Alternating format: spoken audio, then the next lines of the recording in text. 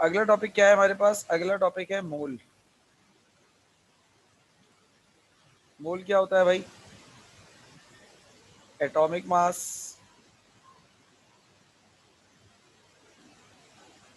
Formula mass,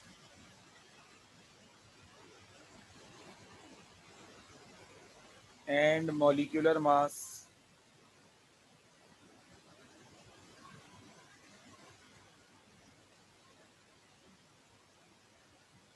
of a substance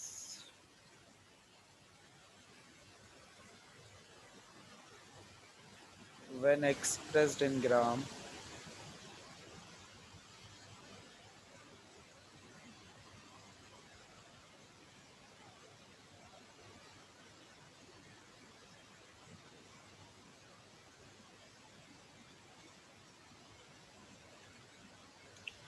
बेटा ये आ गई आपके सामने मोल की डेफिनेशन। इसका फॉर्मूला लिख रहा हूँ।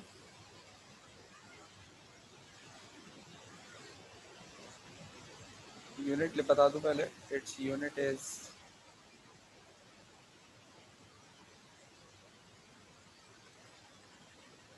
MOL। क्वांटिटी के नाम के आगे से ई हटा दोगे तो यूनिट बन जाएगा। Formula number of moles is equal to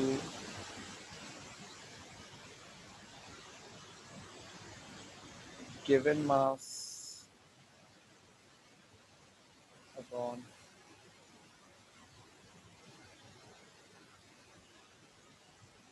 atomic mass या फिर फॉर्मूला मास।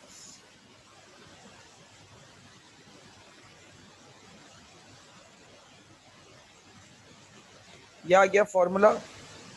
और एटॉमिक मास, फॉर्मूला मास। देखो एक बात है, और वो बात बड़ी सिंपल है, इसकी अगर एक्सप्लेनेशन दूं। देखो जैसे कार्बन का एटॉमिक मास क्या होता है? 12 AMU होता है।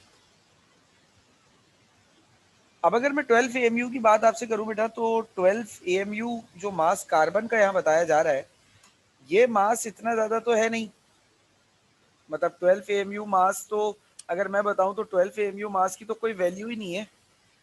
12 AMU मास तो कुछ भी नहीं होता। आप इसे आंखों से देख नहीं सकते, हाथ पे महसूस नहीं कर सकते। मतलब ये बेकार ही है। 12 AMU कुछ भी नहीं है, कोई कंसिडरेशन नहीं है, कोई वैल्यू नहीं है 12 AMU।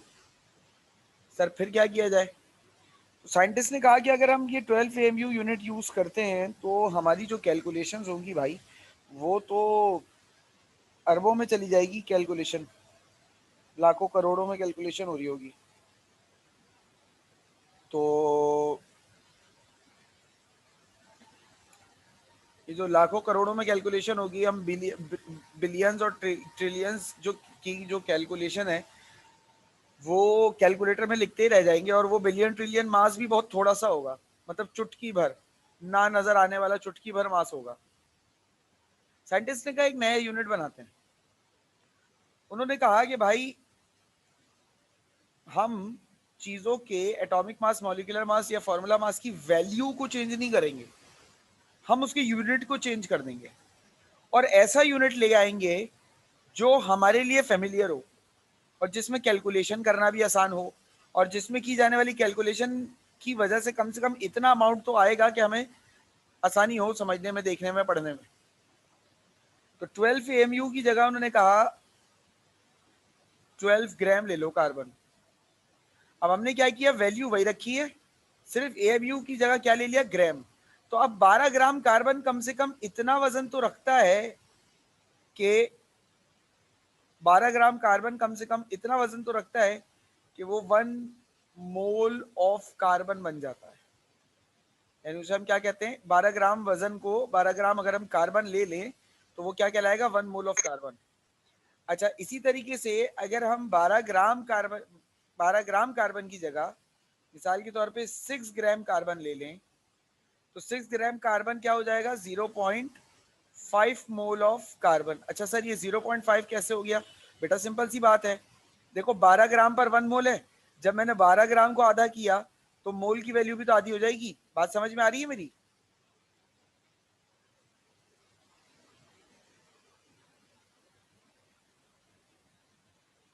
बेटा बात समझ में आ रही है?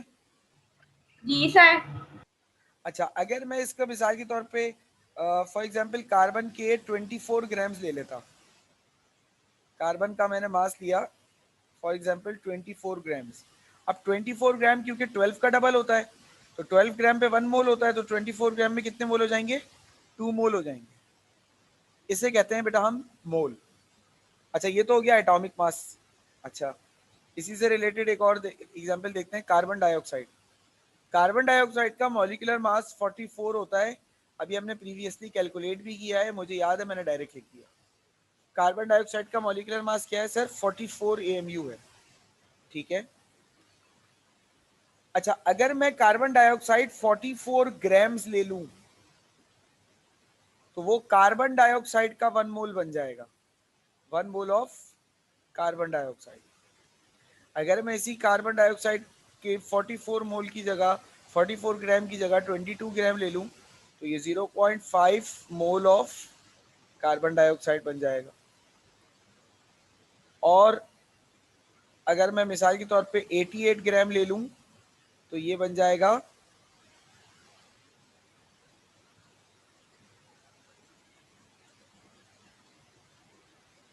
2 मोल ऑफ कार्बन डाइऑक्साइड। क्योंकि एक मोल का मास क्या होता है भाई? 44। इसको आधा करूंगा तो ये भी आधा हो जाएगा, और ये इसको आधा कर, इसको मतलब 44 का डबल किया तो मोल भी डबल हो गया। मोल समझ में आया बेटा?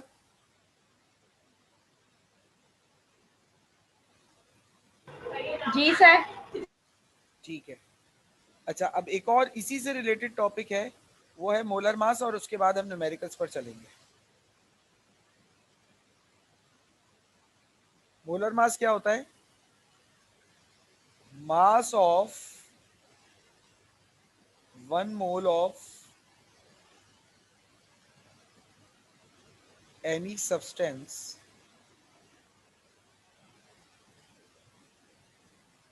in grams is called molar mass.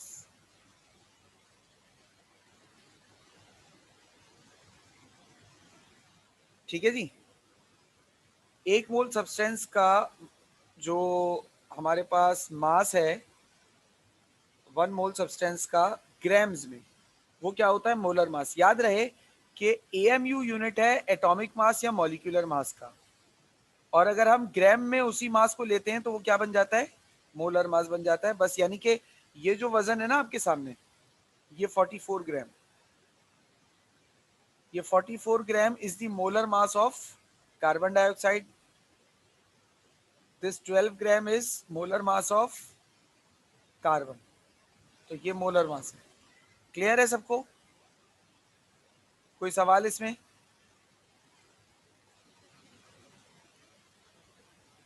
बेटा कोई सवाल? No sir. ठीक है। अब हम न्यूमेरिकल्स पर जा रहे हैं। न्यूमेरिकल्स करेंगे हम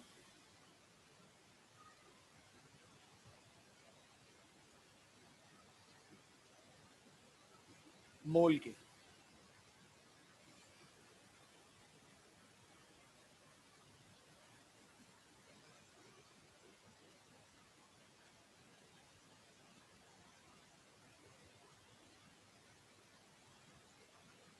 अच्छा, ये मैं दो अलग अलग यहाँ पे ना वो बना रहा हूँ।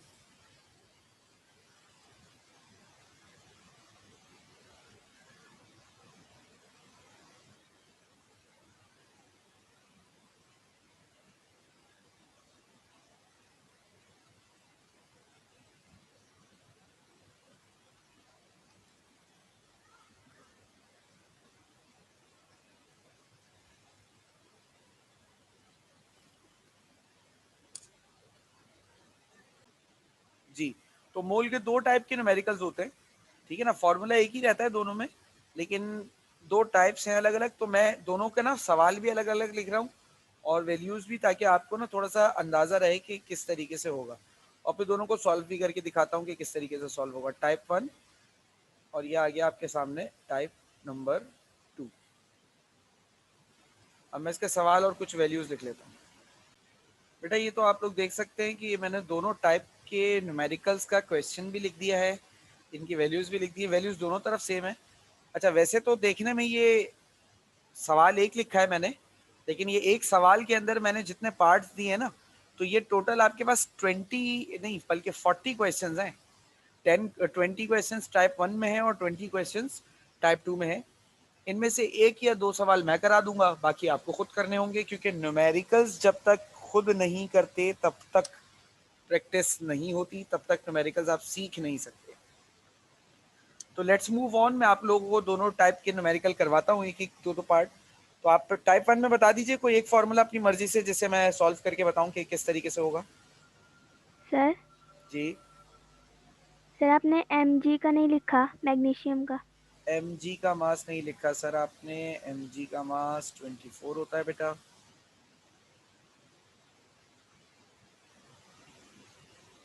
ठीक है, अब बताइए कौन सा पार्ट सॉल्व करूं, एक बता दें टाइप 1 में से, एक बता दें टाइप 2 में से, जल्दी करें टाइम नहीं है। सर दोनों में से एक एक हार्ड वाले करा दें और इजी वाले फिर हमें आइडिया हो जाएगा कैसे करने। बेटा मुझे मेरे लिए तो सारी इजी है ना, इसलिए आप लोग खुद ही बता दें। सर लास्ट लास्ट वाला करा दूं, चलो ठीक। अच्छा देखो सवाल में, अब तुम देखो, तुम्हें ना न्यूमेरिकल्स के हवाले से स्कूल में टीचर्स 25 हेडिंग्स बता रहे होंगे कि बेटा डाटा की हेडिंग डालो, सॉल्यूशन की हेडिंग डालो, रिक्वायर की हेडिंग डालो, फार्मूला की हेडिंग डालो, रिजल्ट की हेडिंग डालो। मैं इतनी किसी हेडिंग में पढ़ता ही नहीं, बोलता हूँ बच्चों को बेटा टाइम बचाओ, डाटा की हेडिंग डालो। डाटा की हेडिंग में बेटा हर वो चीज़ लिखी जाती है जो सवाल में आपको दी हुई होती है या आपको मालूम करनी होती है। सही है, अब जरा इसकी पता कहाँ से चलेगा, क्या सवाल से, सवाल पढ़ो, कैलकुलेट नंबर ऑफ मोल्स, क्या मालूम करने कह रहे हैं, नंबर ऑफ मोल्स। या आप लिख दीजिए कि आप डाटा में कि नंबर ऑफ मोल्स आप मालूम करेंगे इन 20 ग्राम ऑफ ईच। अच्छा ये सवाल मैं सॉल्व कर रहा हूँ NaHCO3 के लिए, ठीक है, calculate number of moles in 20 gram of each. तो अच्छा ये जो 20 ग्राम दिया हुआ है ना सवाल में, ये क्या दिया हुआ है, ये दिया हुआ है हमें गिवन मास। गिवन मास कितना दिया हुआ है बेटा, 20 ग्राम्स, ये रहा, ये दिया हुआ, ठीक है। अच्छा अब अगर आ जाओ न्यूमेरिकल मोल के फॉर्मूला पे, तो ये है मोल का फॉर्मूला। मोल के फॉर्मूला में एक चीज़ तो ये है नंबर ऑफ मोल जो आप मालूम करने जा रहे हैं, गिवन मास आपने डेटा में लिख लिया। तीसरी और आखिरी चीज़ ये है एटॉमिक मास या फिर फॉर्मूला मास। अच्छा यहाँ पर लफ्ज आएगा फॉर्मूला मास का, यहाँ पर लफ्ज आएगा फॉर्मूला मास का। क्यों सर एटॉमिक मास का लफ्ज क्यों नहीं आ सकता, मैं यहाँ पे लिख देता हूँ या बता देता हूँ आप लोगों को। फॉर्मूला मास का वर्ड यूज होता है कंपाउंड के लिए, और एटॉमिक मास का वर्ड यूज होता है एलिमेंट्स के लिए। अच्छा कंपाउंड्स की पहचान कैसे करेंगे सर हम, पहचान करने का तरीका यह है कि उसके फॉर्मूला में more than one capital letter होगा। एक से ज्यादा कैपिटल लेटर अगर आपको नजर आए तो समझ लेना कि वो कंपाउंड है, एलिमेंट नहीं है। एलिमेंट की पहचान कैसे करें sir, only one capital letter, उसके फॉर्मूला में सिर्फ और सिर्फ एक ही कैपिटल लेटर होगा, ये पहचान है। समझ गए बेटा,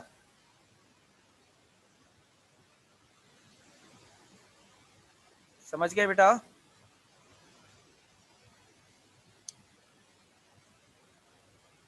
क्या बात समझ में आ रही है। जी जी सर। ठीक है, अब देखते हैं सवाल कैसे सॉल्व होगा। फॉर्मूला मास पहले तो कैलकुलेट करना पड़ेगा। फॉर्मूला मास कैलकुलेट करना कोई मुश्किल बात नहीं है, आप लोग अभी अच्छे खासे मॉलिक्यूलर मास निकाल चुके हो। सोडियम का मास 23 होता है, वो लिखा। अगले एटम पे जाना है, बीच में प्लस लगाना है। हाइड्रोजन का मास 1 होता है, अगले एटम पे जाना है, बीच में प्लस लगाना है। कार्बन का मास 12 होता है, अगले एटम पे जाना है, बीच में प्लस लगाना है। 3 ऑक्सीजन का मास 48 होता है, ठीक है। एक ऑक्सीजन का 16 होता है, तो 3 ऑक्सीजन का कितना हो जाएगा, 48, मैंने डायरेक्ट लिखा है इसमें। अब ये जब तीनों को प्लस कर लोगे तो टोटल कितना हो जाएगा, हो जाएगा 84 AMU, ठीक है। फॉर्मूला मास भी आ गया। अब दूसरी हेडिंग आप डालेंगे सॉल्यूशन की।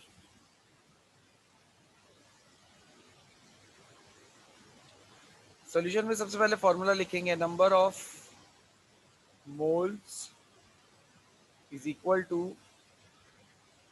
Given mass upon formula mass. अब ये आ गई वैल्यू आपके पास। गिवन मास की जगह उसकी वैल्यू रखेंगे 20, फॉर्मूला मास की जगह उसकी वैल्यू रखेंगे 84। दोनों को डिवाइड करेंगे, आंसर आ जाएगा। कैलकुलेटर तो आप लोगों के पास अभी होगा नहीं यकीनी तौर पर, मैं ही करा देता हूँ।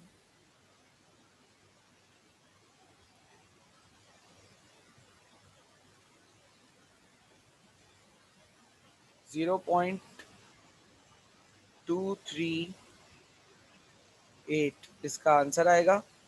अच्छा, एक बात याद रखिएगा, नंबर ऑफ मोल का यूनिट होता है MOL। समझ गए बेटा? ये न्यूमेरिकल समझ में आया? इसको डब्बा बनाकर मैं हाईलाइट कर दूंगा, आंसर हो जाएगा। न्यूमेरिकल समझ में आया बेटा? जी जी सर। अब दूसरा वाला कर लेता हूँ।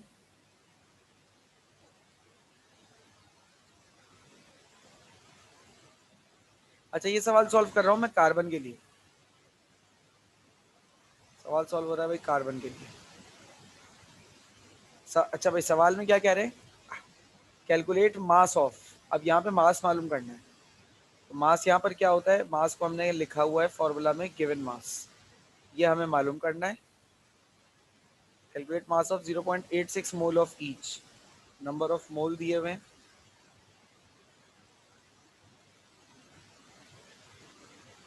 0.86 मोल। ठीक है, 0.86 मोल। और आखिर में अब अगेन फार्मूला पर आते हैं, तो फार्मूला में इन आखिरी चीज़ की बात होती है। अब यहाँ पर चूंकि मुझे एक ही कैपिटल लेटर नज़र आ रहा है, तो फार्मूला मास नहीं होगा बल्कि एटॉमिक मास होगा।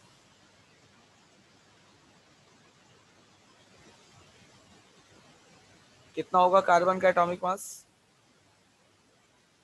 12 AU। अब सॉल्यूशन करेंगे।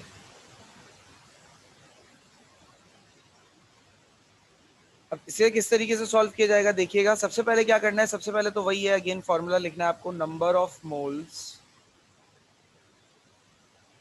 Is equal to given mass upon atomic mass. अब मैं देख रहा हूँ, जब सवाल में फॉर्मूला लिख रहा हूँ ना, तो मैं या तो सिर्फ एटॉमिक मास लिख रहा हूँ या फॉर्मूला मास, दोनों नहीं लिख रहा। यहाँ तो मैंने चूंकि बताना था आपको, तो मैंने इसलिए दोनों का जिक्र कर दिया था, वरना न्यूमेरिकल करते वक्त कोई एक ही लिखते हैं। अच्छा, वैल्यूज पुट करने से पहले एक तरीका है, क्या मैथमेटिक्स हमें बताती है कि भाई जो चीज मालूम करनी होती है ना, उसको इक्वल टू की एक साइड पर अकेला रखते हैं, बाकी सारी चीजों को दूसरी तरफ भेज देते हैं। तो मुझे मालूम क्या करना है, गिवन मास, तो इसको यहीं रहने दो। तो एटॉमिक मास को दूसरी तरफ भेजो, जो यहाँ डिवाइड हो रहा था। तो एटॉमिक मास जब यहाँ डिवाइड हो रहा है और इसको दूसरी तरफ भेजूंगा, तो ये मल्टीप्लाई हो जाएगा।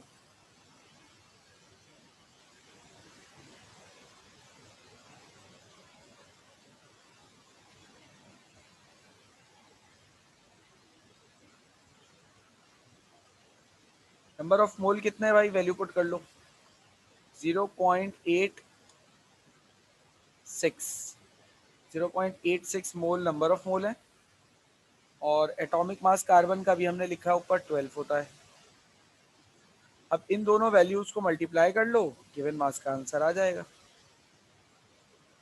12 मल्टीप्लाई बाय 0.86, 10.32। गिवन मास का आंसर क्या आ रहा है भाई? गिवन मास का आंसर आ गया इज इक्वल टू 10.32। अच्छा, याद रखना, यहाँ पर मोल निकाल रहा था तो मोल का यूनिट लगाया था MOL। मास निकालूंगा तो मास का यूनिट लगाऊंगा ग्राम। बेटा यूनिट्स का बहुत खास ख्याल रखना, क्योंकि यूनिट्स की गड़बड़ जो है ना, वो काबिल कबूल नहीं है। यहाँ यूनिट आपने गलत किया, यहाँ आपके नंबर कटना शुरू हो गए। ठीक है, और मुझ जैसा नफसियाती इंसान होगा तो वो पूरा सवाल भी काट सकता है।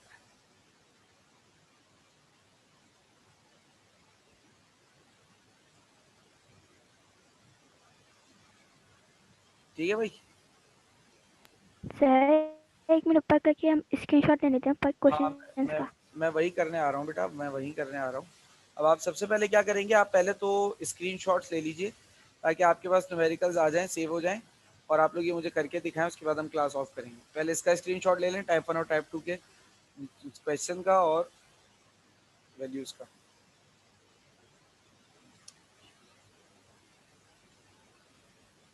ले लिया?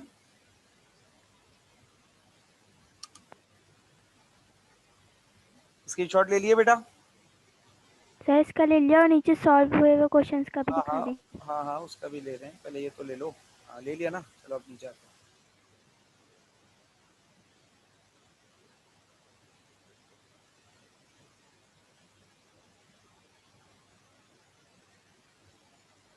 चलो अब इसका स्क्रीनशॉट ले लो।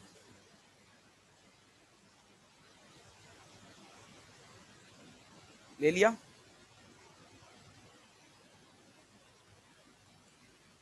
ले लिया बेटा? ले लिया बेटा? जी ठीक है, कोई सवाल या कंफ्यूजन?